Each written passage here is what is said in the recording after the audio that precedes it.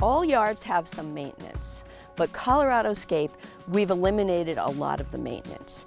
If you have a young tree, you don't want to prune it much, but if it has a dead branch or two branches crossover, you want to prune one of those out of the way so that they don't rub each other. Pruning is important to shape the plant, to make sure that light gets to the inside of the plant.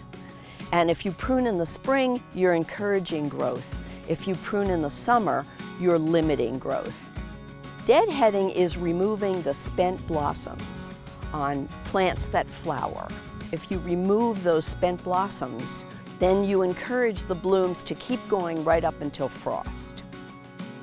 Mulch is great. Mulch prevents weeds, mulch keeps water in the soil, but you do have to maintain your mulch a little bit.